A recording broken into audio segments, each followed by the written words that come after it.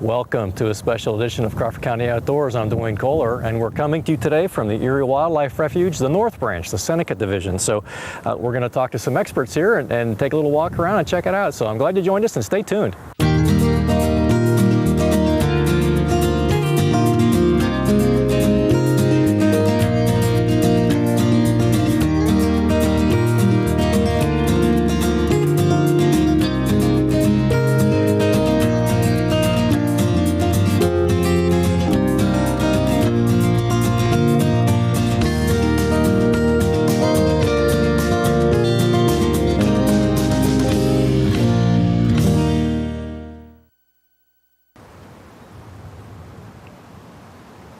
Well, joining us now is Sandy Porter. Sandy, welcome to Crawford County Outdoors. Let's start with you. Tell us a little bit about you and how you got involved, how you got this interest here in the Erie Wildlife Refuge. Well, I do a lot of local research for the Crawford County Historical Society, the Conneaut Lake Historical Society. I'm also involved with the John Brown Heritage, and also we're in the process of restoring the trolley station at Cambridge Springs.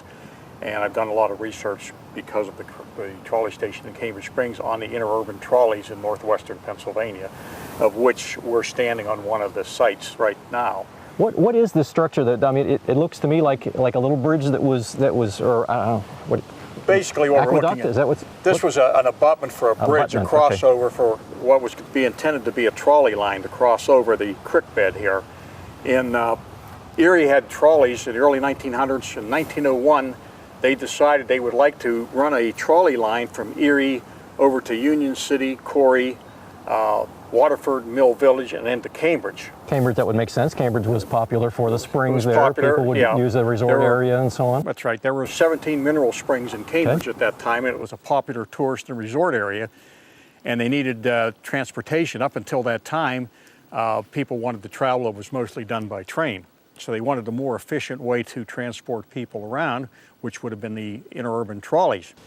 So Sandy, let me ask you to back up for a sec. Back in the day, moving around, more, I guess, rural parts of places like Erie County and Crawford County, right. We think now of, we got Route 86, we got Route 19, we got, five ways to get to Erie from Meadville, that maybe wasn't the case back in the 1900s or whatever. Well, the early 1900s. I heard of plank roads and things that were, wood planks, and you walked. Well, they had the plank road, and the automobile was just coming into being at that time, but most of your families couldn't afford or didn't own an automobile.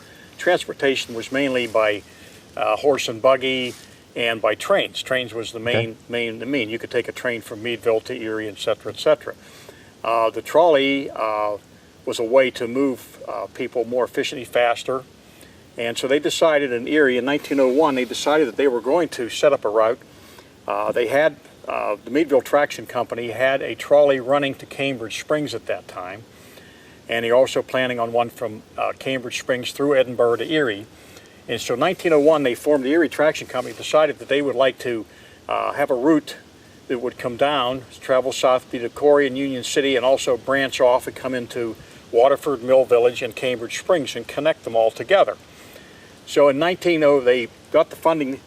They allocated around $140,000. They hired a company out of Philadelphia, I believe named Pinkerton was the company, to do the construction work. In 1904, they started the construction to build the roadways, and through reorganization, financial problems, between 1904 and 1915, the project never got completed. In other words, they never laid any rails, and there were never any wheels that rolled on the rails. They got most of the construction done. They ran into problems, right-of-ways. They had property owners that filed injunctions that didn't want the line on there. They had some financial difficulties. The trolleys were reorganized. Erie Traction later on became Northwestern Railway, political. So for the various reasons, finally in 1915, they finally just gave it up. They just abandon the whole project. So this was infrastructure that was built for a project that never actually happened 100 years ago. I mean, that's correct. And they were designed to run parallel with the main roadways. Okay. And yeah, what we're looking at now is basically this was what they call a roadway for the tracks. They built the roadway. This is a bridge, a small bridge here. There's what's left of the abutments on the bridge. And they built the roadway, but they never got to the point where they actually laid the track.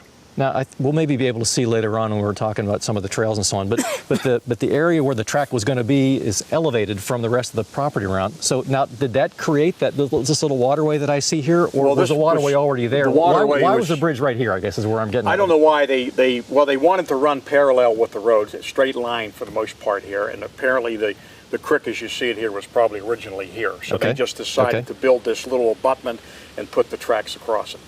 So I'm thinking of I-79 and creating a wetland by putting the road through a particular spot or whatever. That probably happened. It maybe changed the landscape a little bit and how the water drained. It could possibly further on down at other spots. It may have. This I think originally was the creek bed here, or it's possible that they changed it. I don't know. But this is what we're looking at right now is one of the abutments, the remaining abutments. So the infrastructure, again, built more than 100 years ago. Right. They did it right because it's still here. It hasn't fallen down. It hasn't, we're standing on a bridge over top of, and I guess and you look back in the day, the guys had it figured out. Yeah, and you look at the stone here, and you bear in mind back then they didn't have modern equipment. A lot of the stone was sandstone blocks were cut by hand, hauled in here by probably horse and wagon. So it was quite a project to do something like this. Didn't have a big machine to lift them up. Probably had a block and tackle kind of a setup to do that. I'm guessing they probably did. How about that? Well, very interesting. The restoration, or I don't know, that's probably not the right word, but the project in Cambridge Springs. Tell us about that a little bit.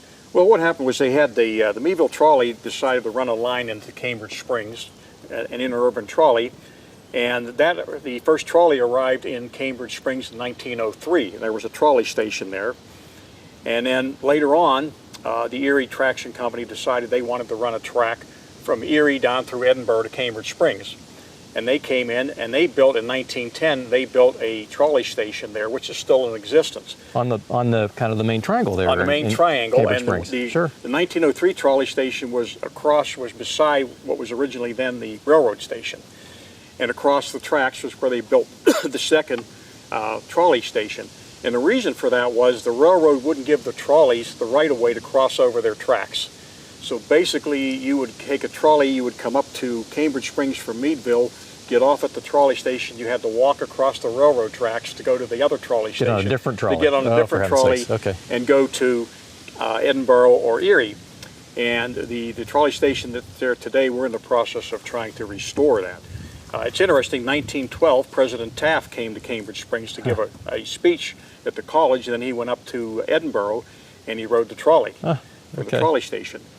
And right now we've been working on a project for the last 4 years on restoring the trolley station in Cambridge Springs. It was used as a trolley station until around 1927-28. That's when the buses came in, and the buses replaced the trolley as a mode of transportation. And from that point on, the building was actually used as a Atlantic Richfield gas station. I remember that, actually. I remember that, sure. And then eventually they left, and Melvin Townley bought the building. He was historically minded. He wanted to preserve the building. And when he died, he left it to the Crawford County Historical Society. Okay. And they decided that they, at that time, they didn't have the funding. They didn't want to keep it. So they gave it to the Northwestern trolley or train and tooling heritage. Sure, I've been hearing about that. Okay. So we acquired it, and since then we've been working on it, trying to restore it. We have tentative plans on finishing it here, probably, hopefully by next summer. We're hoping to. That's kind of a target date we're shooting for, to have most of it done or have it completed, and then we plan to use the building.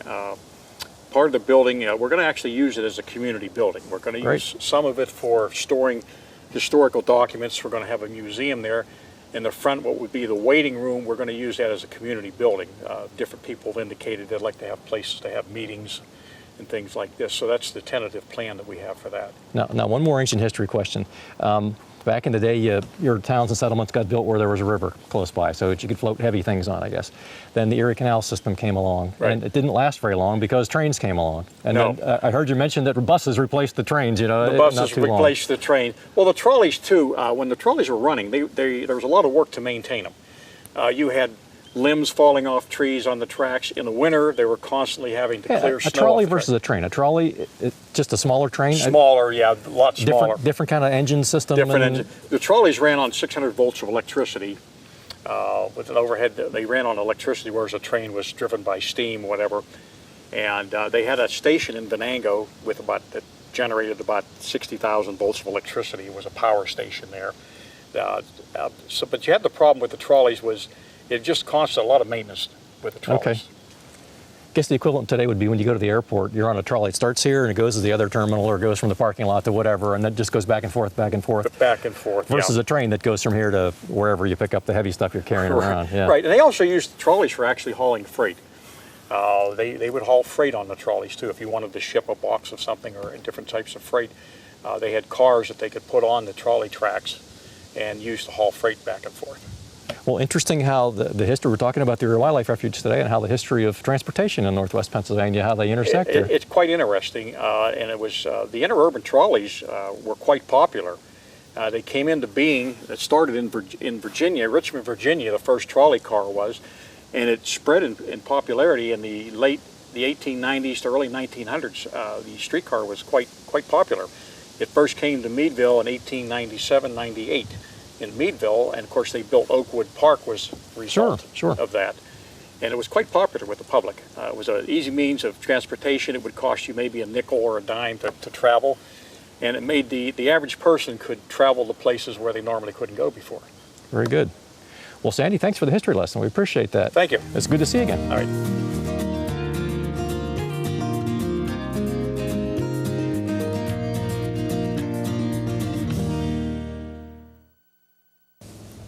Joining us now is Vicki Mueller from the Erie Wildlife Refuge. Vicki, tell us about you and tell us about the refuge, but tell us about you first. What's your job? How'd you get to be that? Sure. I am from Northeast Ohio, and I graduated at Ohio State and got into the Fish and Wildlife Service. What did you study at Ohio State? I studied wildlife management. Okay. And I ended up going to different refuges around the country. Started out west in North Dakota and Montana, and then was down in Texas for a little bit. And then most recently now I'm at the position of the manager of the Erie National Wildlife Refuge. So what is a wildlife refuge? What is that? A wildlife refuge is a piece of property that is managed by the U.S. Fish and Wildlife Service, and this habitat has been protected in perpetuity for managing the habitats that the wildlife inhabit. So the idea is not we're going to put deer here. This is just make it natural and let it be what it would be if humans were never around. Absolutely. So that isn't possible. Humans are around, but so we want to try and not mess it up, right? Am I on the right track with that? Yeah, for the most part. We look at the habitats and what they should be and maybe what they currently are and tweak them to the species that we need, species that are in herding, that maybe like endangered and threatened species, as well as the native habitat and the native species that are inhabiting it. So we work on those habitats, and the idea is to conserve it and protect it for the wildlife for all the future generations to come. Now, when I hear you say wildlife, I think of those ones that I like to eat because I like to go hunting for them. I only go hunting for the ones that I like to eat, like pheasants and like deer and things like that. But wildlife also maybe is these trees around us, and so it's the whole package, right? It's the whole thing. That's right. It's the entire ecosystem, everywhere from the plants and the animals and the water in the area, the soils, everything around us to help to have a healthy ecosystem. So Vicki, if we're going to compare the Erie Wildlife Refuge to one that's in another state like New Mexico or Arizona, what's unique about Erie? Well, this refuge was established for migratory birds in 1959, and we also have portions of it that we have the Muddy Creek and the Dead Creek that run through this particular division of the refuge. Let me ask you one thing. That's the marketing person who came up with, I'm big on names and words and whatever, Muddy Creek and Dead Creek. That doesn't sound like a real appealing, I'm going to draw a lot of people in there, but maybe that was off the topic. I'm sorry. What's unique about Erie? Okay. No, that's fine. It's a tributary of the French Creek, and it's very great. It's very ecologically diverse. We have like 26 species of freshwater mussels. Really? And yes, in our Dead Creek and our Muddy Creek. It's amazing. Maybe somebody would even know the one from another one to one. Yes, I see the shells as I'm paddling around on French Creek, and it's like, oh, look at that. Okay. Yep, and we have 4 threatened and endangered species of mussles here on the refuge. So we do everything that we can to protect those pristine waterways. How do you protect them?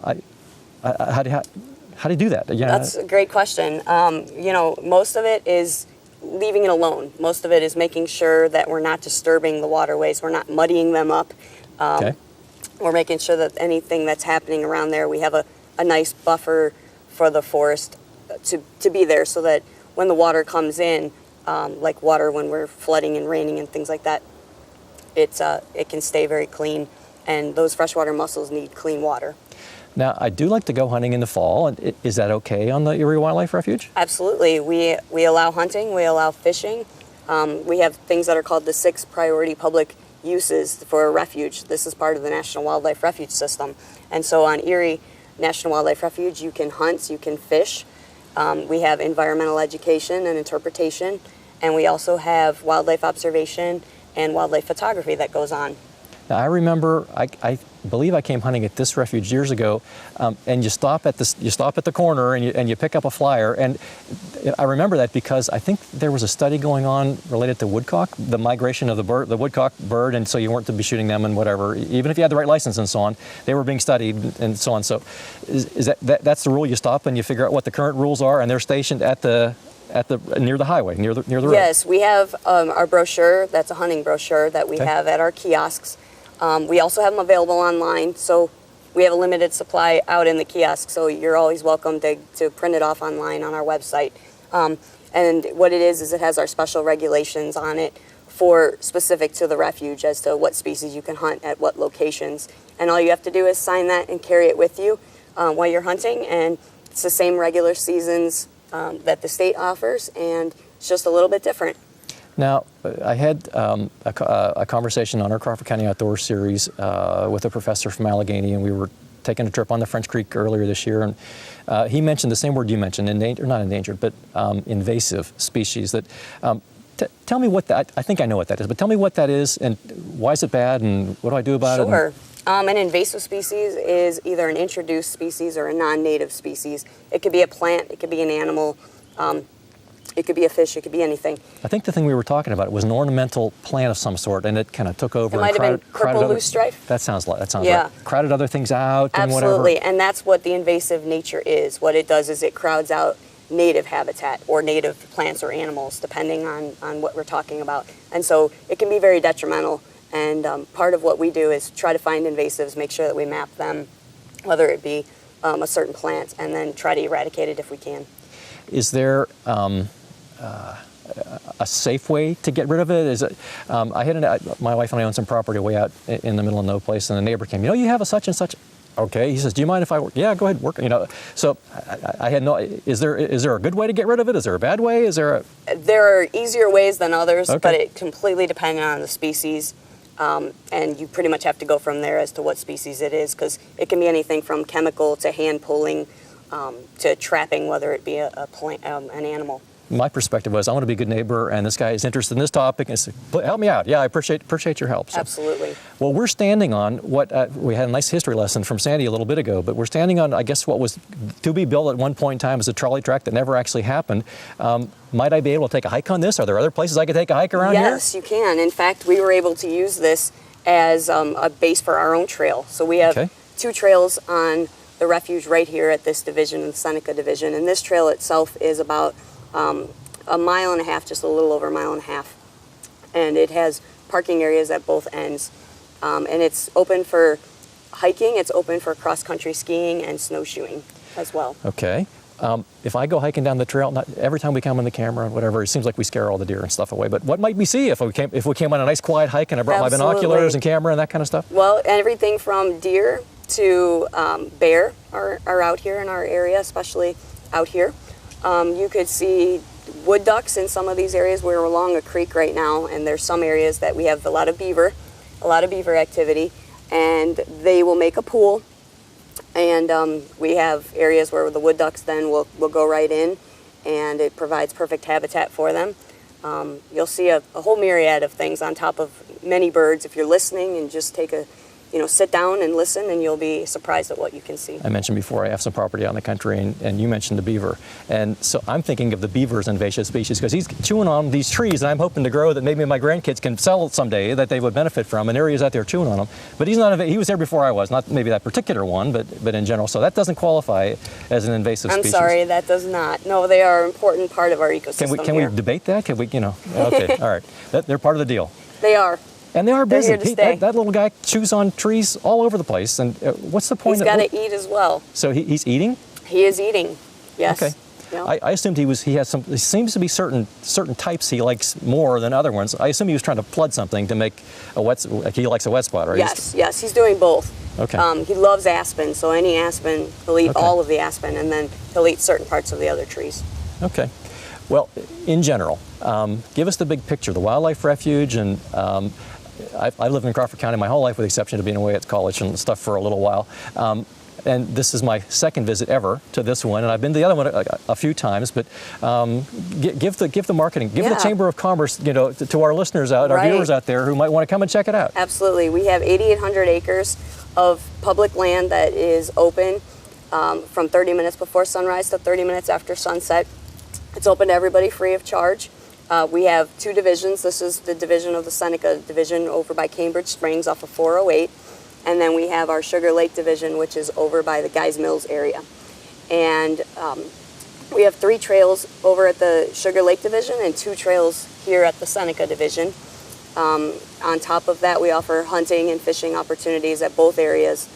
And we have a visitor center that we welcome anybody to stop by. It's usually open Monday through Friday from about 8 in the morning until 4:30 p.m. And we also do education tours. Any schools or groups that are interested in coming out and learning more about the refuge, we'd be happy to have you. We have education trunks that are for loan for free that we can have you.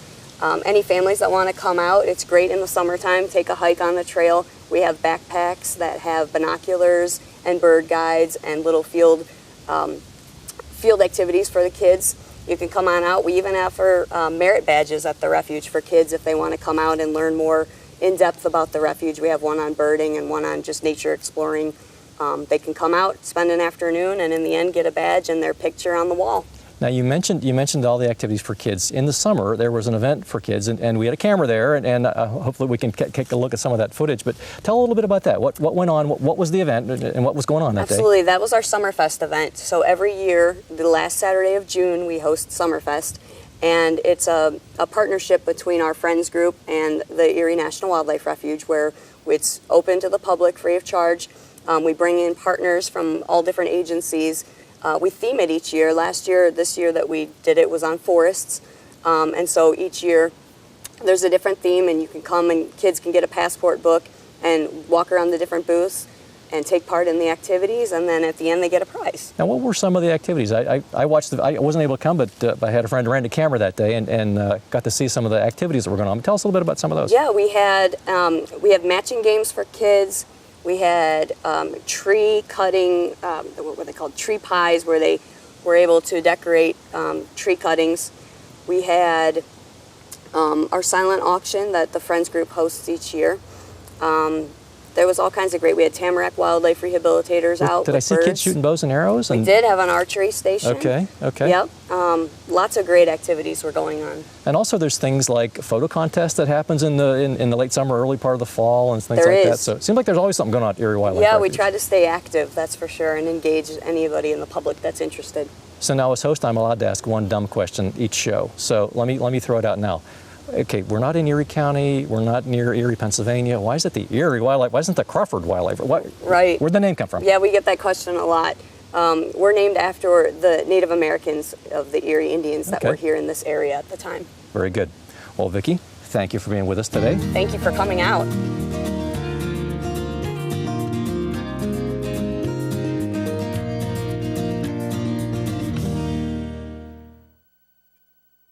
Well, joining us now is Rich Aiken. Rich, welcome back. We talked a few years ago here at Erie Wildlife, and you're part of the Friends group. I am. Tell us what that is. I'm on the board of the Friends of Erie National Wildlife Refuge. Okay. It's a group of very dedicated people who help the refuge. We have been doing owl prowls lately, which are very popular events. The public comes and we go out and try to find owls. You ever find any? They have heard some and seen some, I believe.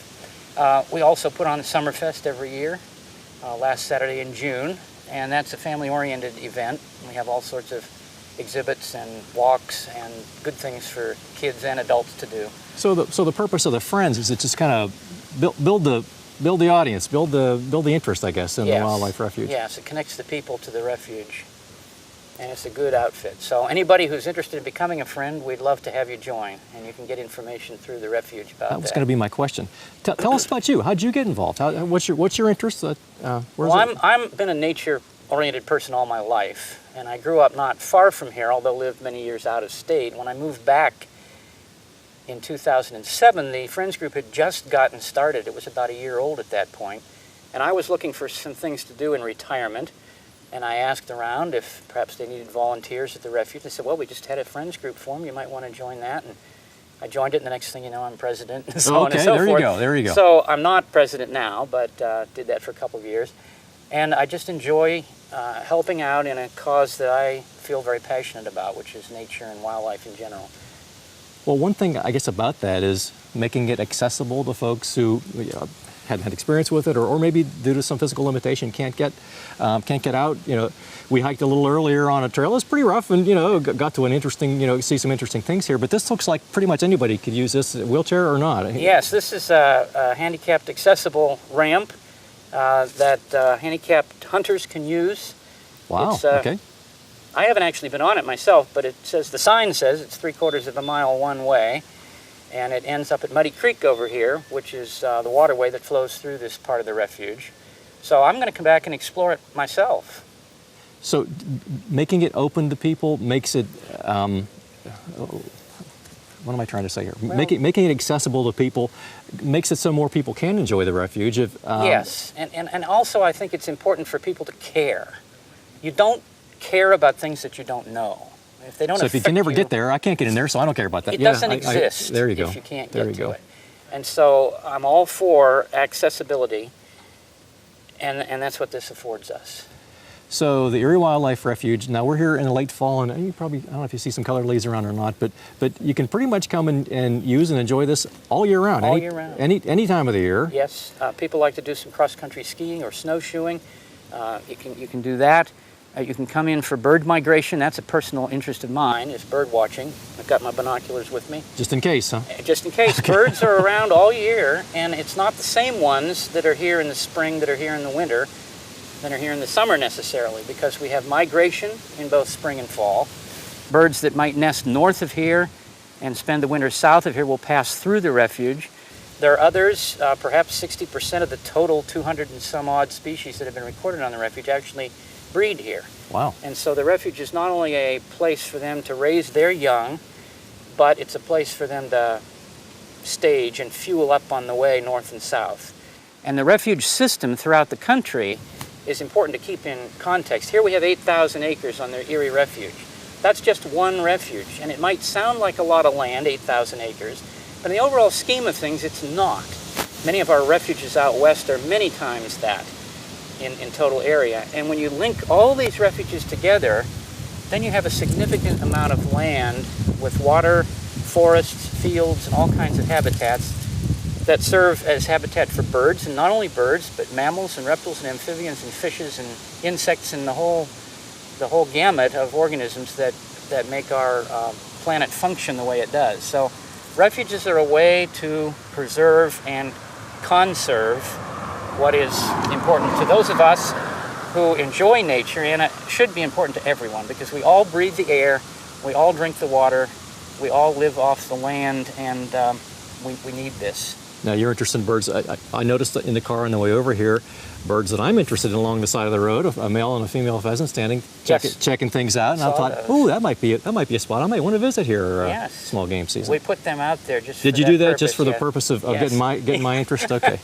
Well, there's different parts of the Erie Wildlife Refuge, the Seneca Division, and the other parts, the Sugar Lake Division. Yes. Did they connect? I mean, that'd be a pretty good hike to get from one end all the way to the other end. They're not connected directly. But you can link over you can link over part of it from on a roadway. It's a fairly short distance between them, and the Sugar Lake Division, the Southern Division, is more developed, so to speak. In other words, there's more agricultural land around it, more people probably living in and around the area, and this Seneca Division, the northern one, is a little wilder, less accessible, fewer trails, and for those reasons probably holds at least as much, if not more, wildlife. So if you do want to get out in the more wild spot, this might be the place to come. Might be the place to come. If yes. you had access issues or you had some limited Right. mobility or whatever, we've got this one Yes. accessible trail here, but there's more of that at the Sugar Lake. A little bit Sugar more, Lake yes, Division. at the Sugar Lake Division. And you can't just, because it is a refuge, it is primarily for wildlife, not for people. And while we encourage people to come and use the refuge, the primary purpose is for the wildlife. And so if there are nesting birds, such as the bald eagles that nest on the refuge, they come first. And we need to protect their habitat. And so there are areas that are restricted where people are not allowed in. And those are signed, and people can see that and read and not go there. The trails are open, and we encourage people to come and use them. Well, being part of nature, I guess if you didn't want to be, you probably wouldn't live in Northwest Pennsylvania, because it's Correct. certainly a pretty area and an area where you have lots of opportunities. And I think I said to Vicki earlier, I think a lot of folks really don't realize what a gem we have right here in Crawford County, right in our backyard. It surprises me sometimes how few people really know about the refuge. They might think it's up in Erie because of the name. Well, it isn't. It's here in Crawford County. They might think that it is a wildlife sanctuary, which it is, but they may think that it's a preserve in the sense that nobody can go in. It's not a national park. That's a whole different system. It's not private, of course. It's a federal government property, which means it's our property, citizens of the country. And it has a unique status in that you can go in and hunt and fish in the appropriate places, but you can also do all kinds of other things, like I said, cross-country skiing, birding, and whatnot. But many parts of it are not really accessible. And the animals and the other wildlife have those places pretty much to themselves, which is the way it should be. So it's a happy combination, I believe, of human and natural life. I hear hunters say if you want to get that big one, you got to go where the people aren't. So you got to be ready for a hike and hike way back in someplace. So sounds to me like there's plenty of places here where you could do that. I think so. That's absolutely true. Well, Rich, thanks for being with us on Thank Crawford you, County Duane. Outdoors. Appreciate it. Also, thanks to Vicki Mueller and to Sandy Porter, who were our guests today, and especially thanks to the folks at home for joining us on Crawford County Outdoors, and we'll talk to you next time.